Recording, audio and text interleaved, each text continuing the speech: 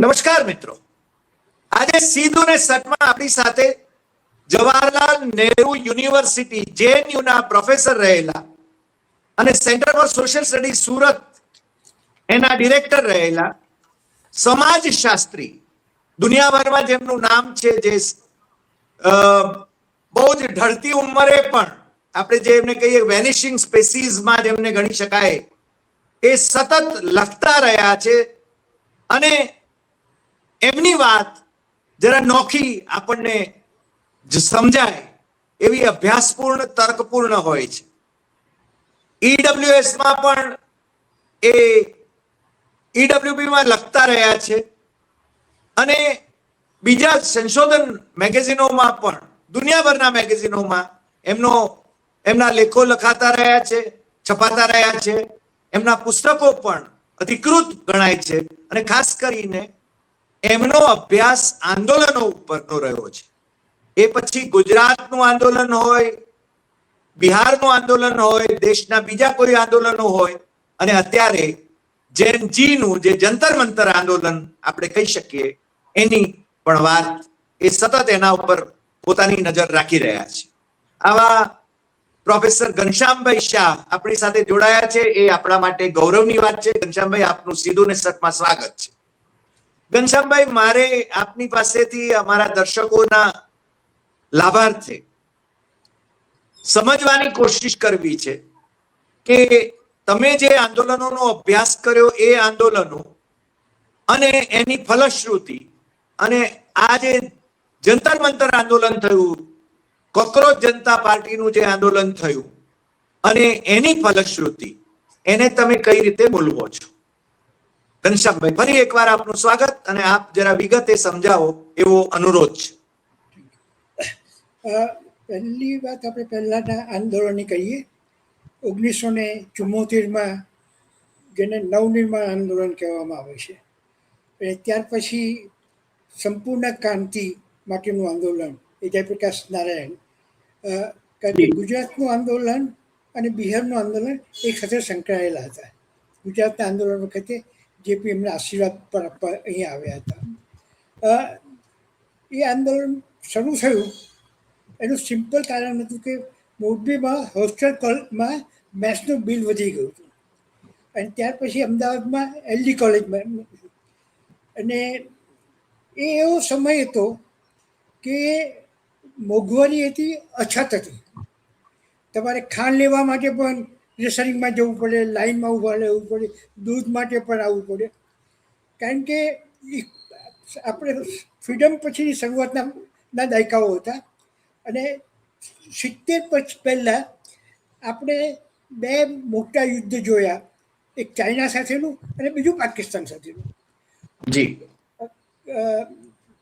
Green ક્રાંતિ જેને કહીએ ખેતીની, એની એક જસ્ટ શરૂઆત હતી. ગુજરાતમાં, સાઉથ ગુજરાતમાં એની શરૂઆત હતી, પંજાબમાં પણ હતું. એ આ શરૂઆતની અંદર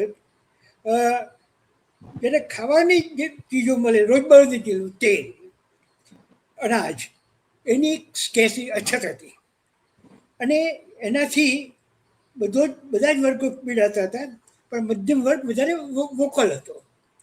એટલે 62ના દાયકામાં પણ ગુજરાતના મધ્યમ વર્ગે આંદોલનો કરીને તેલ માટે છે તે દેખાવો કર્યા હતા અમદાવાદમાં અને બરોડામાં.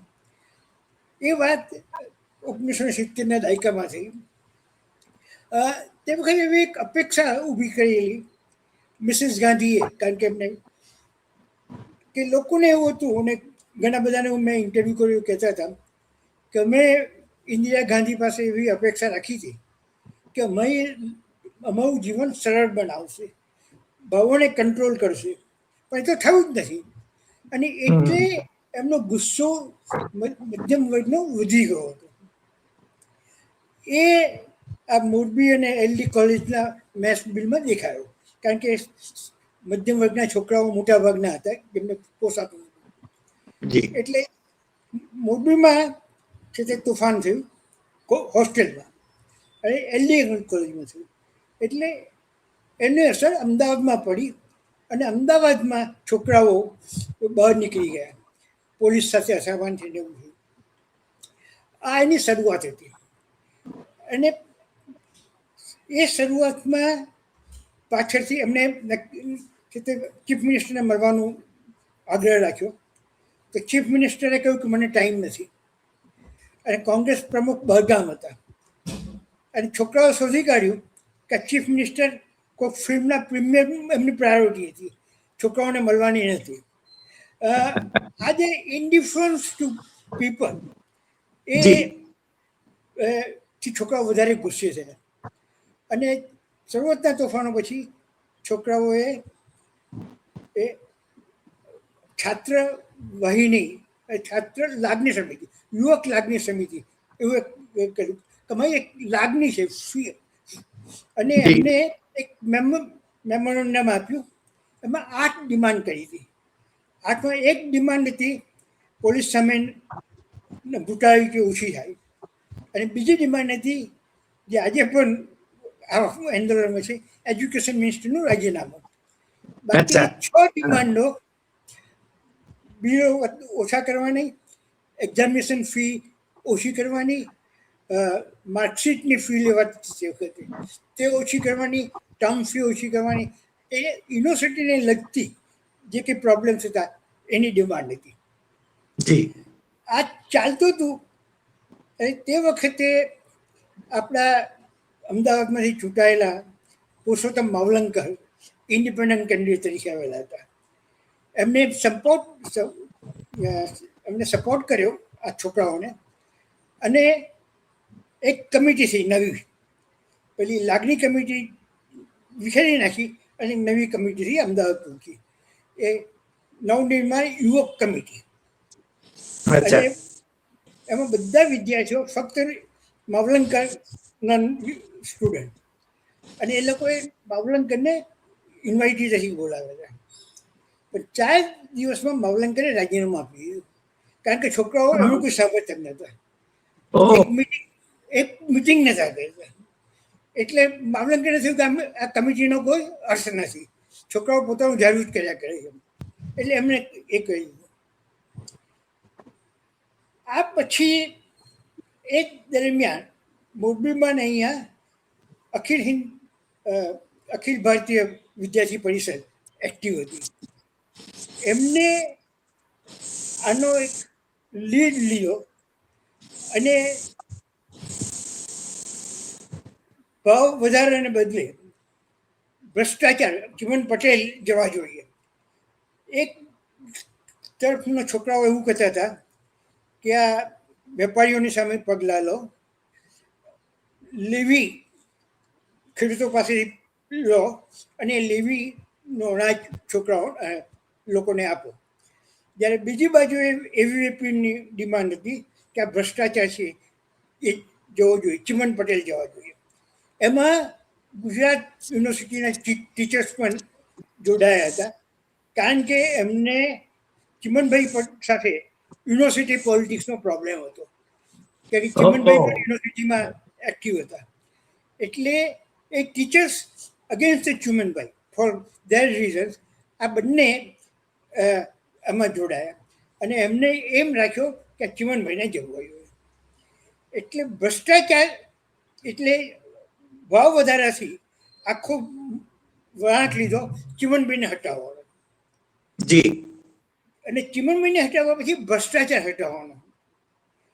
એટલે ચિમનભાઈને રાજીનામું આપ્યું, પણ ભ્રષ્ટાચાર થતા બધા કોંગ્રેસ વાળા જ છે, એટલે વિધાનસભાને વિસર્જન કરો. શરૂઆતમાં કોઈએ નહીં કર્યું, એટલે પહેલા કોંગ્રેસ સંસ્થા કોંગ્રેસના મોરારજી કોંગ્રેસના એ લોકોએ રાજીનામું આપ્યું. એટલે જનસંઘ વાળાએ રાજીનામું આપ્યું. આજે બીજેપી છે, પહેલા જનસંઘ હતી, એમને રાજીનામું આપ્યું.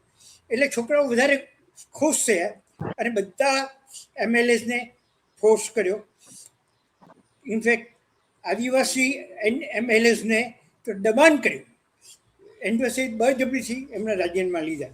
અને આ રાજીનામા લીધા પછી આ વિધાનસભા વિખરી ગઈ. એ અનપ્રેસિડેન્ટેડ ઇન્ડિયન ડેમોક્રેસીમાં તો વર્લ્ડ ડેમોક્રેસીમાં બનાવી છે. મેમ્બર્સને રાજીનામું આપવું પડ્યું. એ થયા પછી એ તું કે આ કેમ આમ કરે છે કે આ લોકો ખરાબ માણસો છે, કરપ્ટ લોકો છે, એટલે આપણે સારા માણસો લાવવા જોઈએ. એટલે સારા માણસો કેવી રીતે લાવે? એમાં સર્વોદયવાળા રવિશંકર મહારાજ ને બધાના આશીર્વાદ હતા કે આ ભ્રષ્ટાચાર એ બહુ ખરાબ વસ્તુ છે. માણસ તરીકે સારા માણસ હોવા જોઈએ, એટલે પ્રમાણિક હોવા જોઈએ.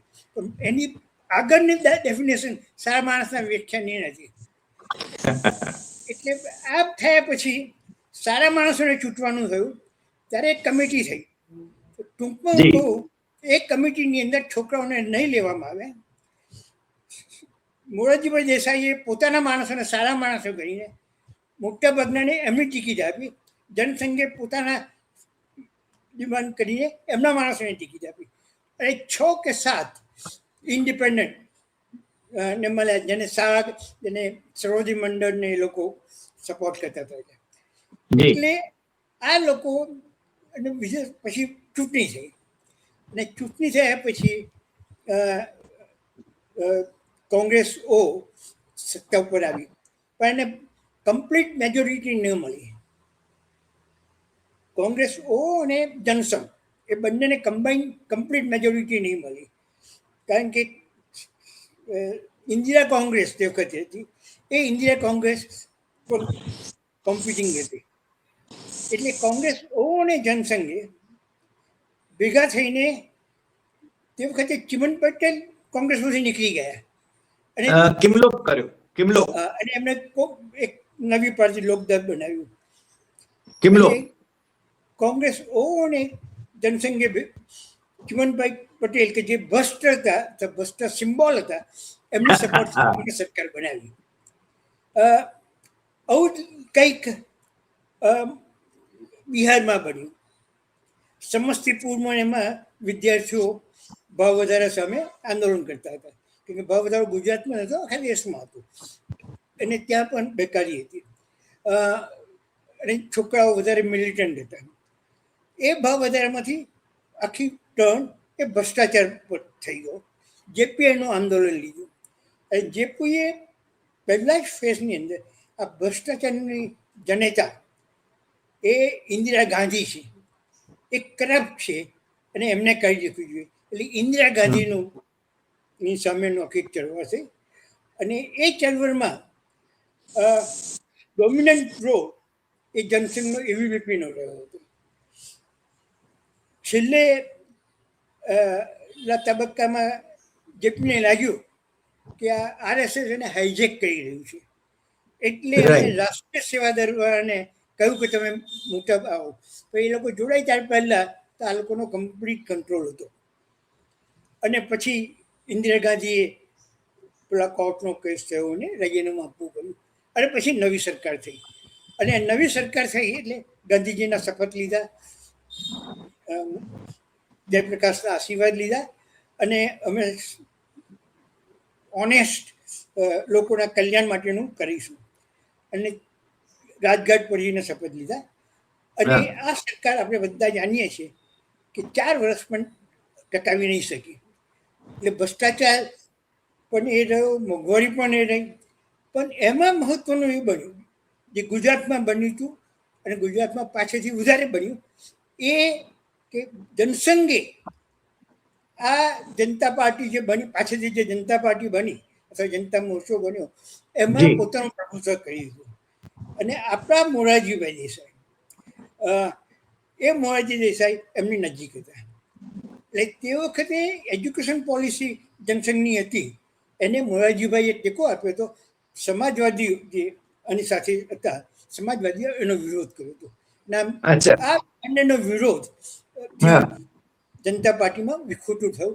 ચરણસિંહ ગયા અને જનતા પાર્ટીનું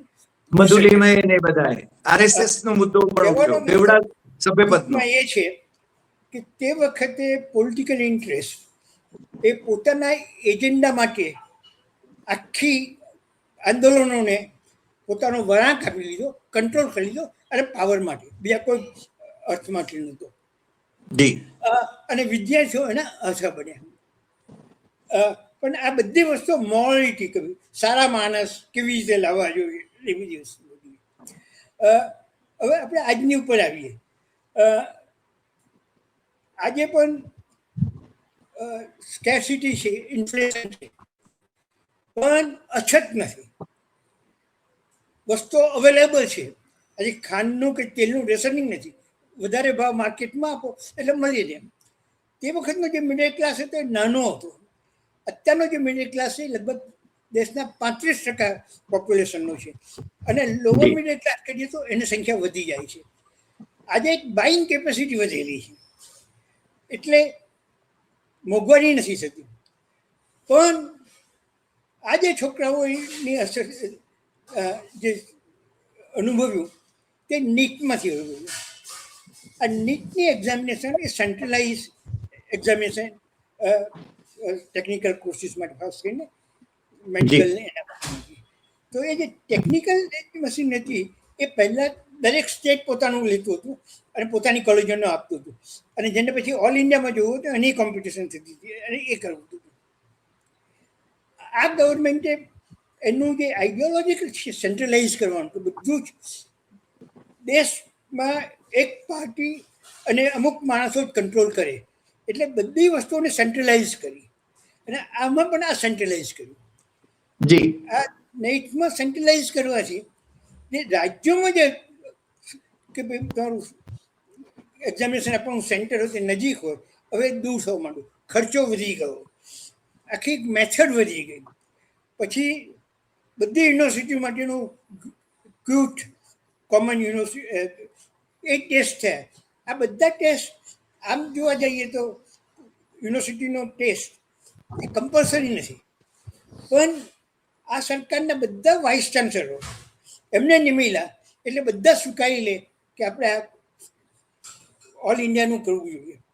એને પરિણામે જેને ઓબ્જેક્ટિવ ક્વેશ્ચન્સ કહું, સો કોલ્ડ ઓબ્જેક્ટિવ ક્વેશ્ચન, એ ઓબ્જેક્ટિવ ક્વેશ્ચન એ ગોખેલા ક્વેશ્ચન મારી દ્રષ્ટિએ, કે તમે ગોખો એમાં લોજિક નથી. રાઈટ, સાચું ખોટું 1 2 3 4 જવાબ આપો, કયો સાચો છે, પછી કેમ સાચું છે, એ લોજિક વાળી વાત હતી નથી.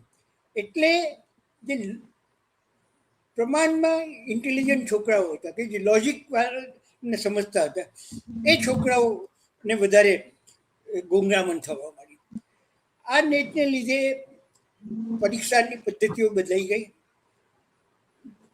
પહેલા જ વર્ષે લગભગ 12 વિદ્યાર્થીઓએ, 12થી વધારે વિદ્યાર્થીઓએ સુસાઇડ કર્યા.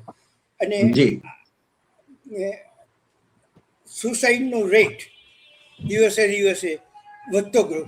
આજે ગવર્મેન્ટના રિપોર્ટ પ્રમાણે લગભગ 2000 વિદ્યાર્થીઓ જુદી જુદી કક્ષાના અપઘાત કરે છે.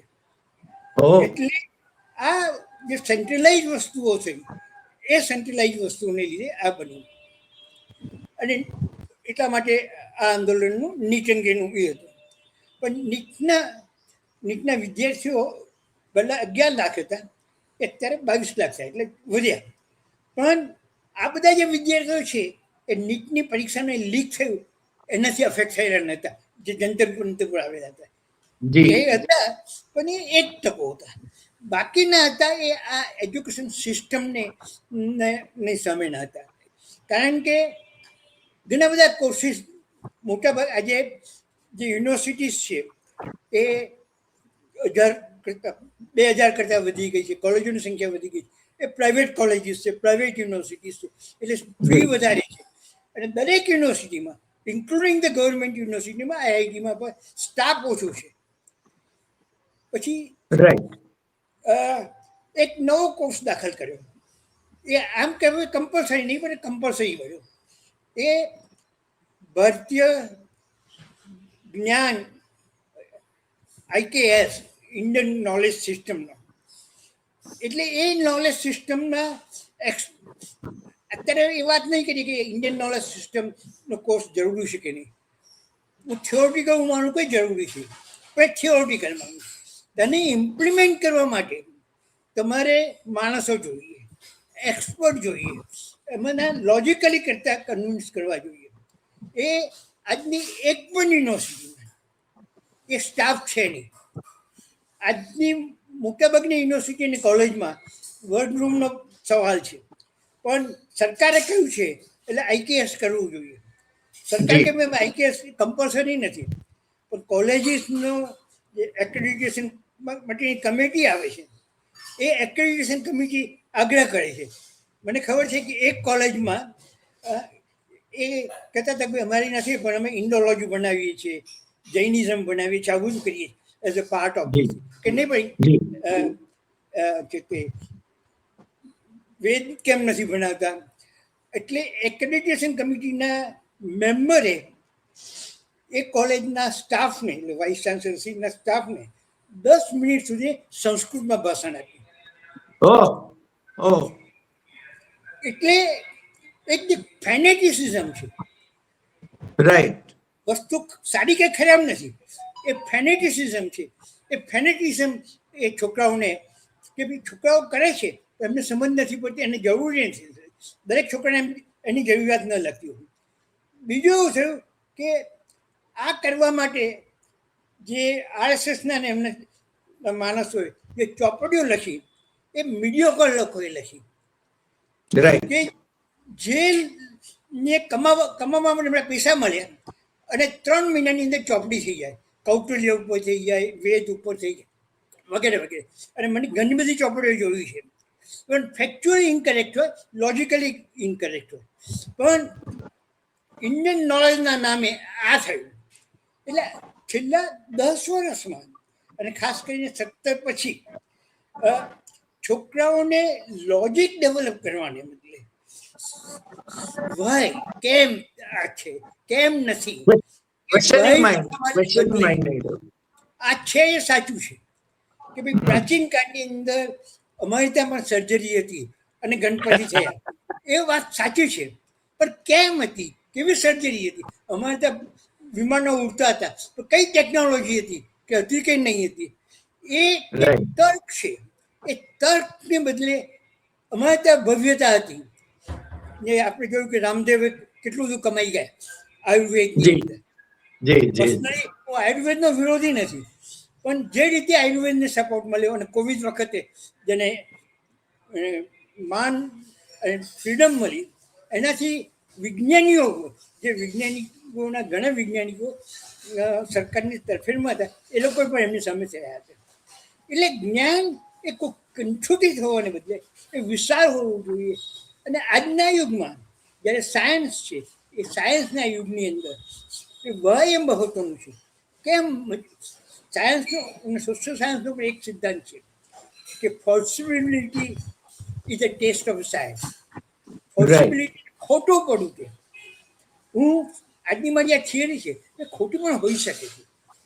જ્યારે રિલિજનની અંદર ખોટું પડી જ નહીં શકે. બ્રહ્મ સત્ય છે, સનાતન સત્ય. આ સનાતન સત્ય અને આજના સત્ય, એ સત્ય વચ્ચેની નો પ્રોબ્લેમ છોકરાઓને મૂંઝવે છે. અને આ વાત પણ વધારે આવી છે. એનાથી ઓનલાઈન કોર્સિસ થયા, એટલે છોકરાઓ એ થયું.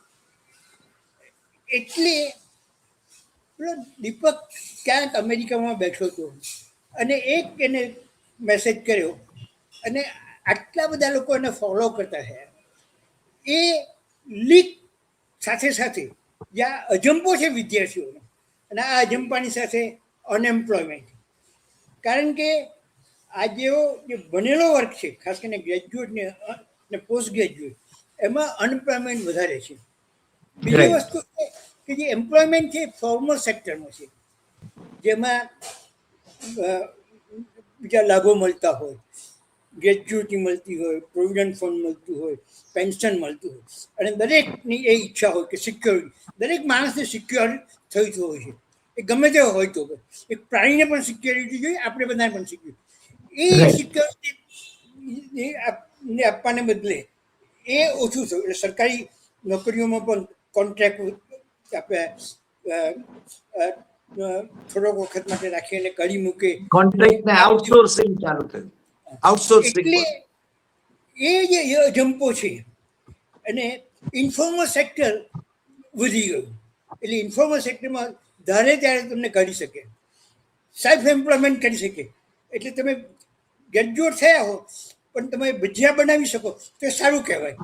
એ પ્રકારની જે વાત છે, એ થિયોરિટિકલી બહુ સારું લાગે કે ભજીયા બનાવવા કંઈ ખોટી વસ્તુ નથી, કે ચા વેચવું એ ખોટી વસ્તુ નથી, પણ વિદ્યાર્થીને થાય કે ચા વેચવા માટે આટલું બધું ભણ્યો હતો, ભજીયા વેચવા માટે આમ ભણ્યો હતો, ભજીયા વેચવા તો મારે ગ્રેજ્યુએશન કે પોસ્ટ ગ્રેજ્યુએશન કરવાની જરૂર નથી. એ જે તર્ક છે, એ જે સવાલ છે, એ સવાલ મારી દ્રષ્ટિએ આજના વિદ્યાર્થીઓને નડ્યો છે, અને એને વાચા જંતર મંતર ઉપર આપી છે.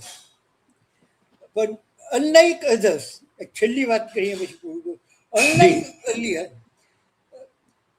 જે નવનિર્માણનું આંદોલન કે આ આંદોલન એ સીધું પાર્ટી નહોતું ને પાર્ટીઓ અંદર દાખલ થઈ ગઈ, ત્યારે પાર્ટીઓએ કન્ડક્ટ કર્યું. આજનું આંદોલન અત્યારે એક જ મુદ્દામાંથી હતું, જે સફળ થયું, જે એજ્યુકેશન મિનિસ્ટરનું રાજીનામું આપવાનું. હવે સવાલ મોટો છે ને લાર્જર છે કે એજ્યુકેશન મિનિસ્ટરને રાજીનામું આપવાથી આ એજ્યુકેશન સિસ્ટમમાં ફરક પડશે ખરો? એટલે આ જમ્પો જે IKS જે રીતે ભણાવવામાં આવે છે, જે રીતે ઇન્ટ્રોડ્યુસ કરવામાં આવી, જે રીતે પ્રાઇવેટ કોલેજીસ થઈ છે, જે રીતે ફીઓ વધી ગઈ, આ બધું વસ્તુઓ એજ્યુકેશન સિસ્ટમના ભાગરૂપે છે. એ એજ્યુકેશન સિસ્ટમને એડ્રેસ આ છોકરાઓ પોતે એકલા કરી શકે કે કેમ, એક સવાલ છે. પણ એ ભવિષ્યમાં હું પ્રયત્ન કરીશ કે જોવાનો કે કેવી રીતે એનો વળાંક લે છે. It is too early to say કે કેવો વળાંક લેશે. Thank you. જી ઘનશ્યામભાઈ, આપે બહુ જ સરસ રીતે આખી વાત અને ત્રણેય આંદોલનોની વાત કરી. પેલું રાજકીય પક્ષોનું આંદોલન હતું એમ કહી શકાય, અને આ છે ને અત્યારે રાજકીય પક્ષોનું આંદોલન નથી, પરંતુ શિક્ષણ પદ્ધતિ બદલવાના સંદર્ભમાં ખરેખર પરિવર્તન આવશે કે કેમ એ અજંપો તો હજી રહે જ છે,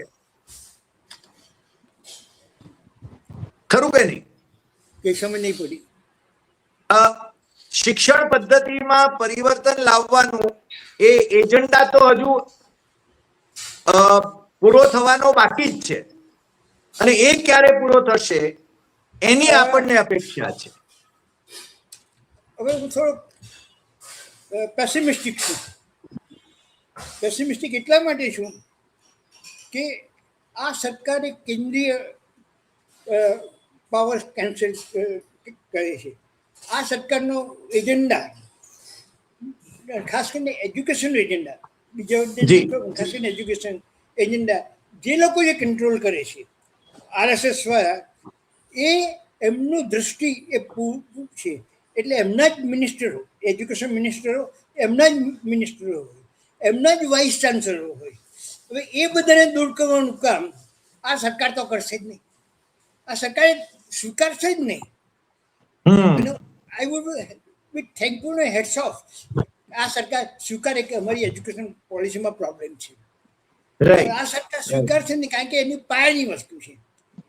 અને આ વિદ્યાર્થીઓ, અત્યારના વિદ્યાર્થીઓને એમની જે તાકાત છે, એમની એટલી સંગઠન શક્તિ હોવી જોઈએ એવું માનું પણ નથી. એક વાસ્તવિકતા છે. એ લોકો પણ વેરવિખે છે. દાખલા તરીકે આ આંદોલનમાં પણ સોનમ જેવા એક વખતના, આજે નહીં તો એક વખતના RSSના સિમ્પેથેટિક, અથવા સોનમની વાઈફ એ હતા, જે તમે પણ પેલા શુક્લ સાહેબ આ વાત કરી હતી ને, બીજા એ લોકો પણ એમાં જોડાઈ ગયા હતા. કોંગ્રેસ યુથના વિદ્યાર્થીઓ છે, કોમ્યુનિસ્ટ યુથના પણ વિદ્યાર્થીઓ છે, એવી વિદ્યાર્થીઓ ઇનડાયરેક્ટલી છે, પણ એ નથી, કારણ કે એમના માટેનો પ્રોબ્લેમ છે. એટલે અત્યારે એક્ટિવ છે ટ્રોલ કરવામાં. એટલે હું કહું કે તમે લખો એટલે આપણી મસ્કરી કરે, ગાળો દે, એ બધી કરવામાં. લોજિકમાં એ લોકો તૈયાર થતા નથી, અથવા થઈ શકે એમ નથી. નહીં ઘનશ્યામભાઈ, આજે હા, યસ યસ, આપે જે સમજાવ્યું એ ખરેખર આમ શીરાની જેમ ગળે ઉતરી જાય એવી વાત હતી. અને ભવિષ્યમાં આપણે ત્યાં જે લોજિકલી વિચારવાનું અથવા તો કોન્સ્ટિટ્યુશન કહે છે કે સાયન્ટિફિક ટેમ્પરામેન્ટ ડેવલપ કરો, એ સાયન્ટિફિક ટેમ્પરામેન્ટ ડેવલપ કરવાની શિક્ષણ પદ્ધતિને આ લોકોએ કચડી નાખી છે. એમાંથી બહાર આવવાની જરૂર છે. અને આપણે જેમ કહ્યું એમ કે જો એ લોકો સ્વીકારે કે આ પદ્ધતિ બરાબર નથી તો આપણે પણ એનું સ્વાગત કરીશું. આપ આજે અમારી સાથે જોડાયા એ બદલ આપનો ખૂબ ખૂબ આભાર, અને ફરી મળીશું નવા એપિસોડમાં નવા વિષય સાથે. નમસ્કાર.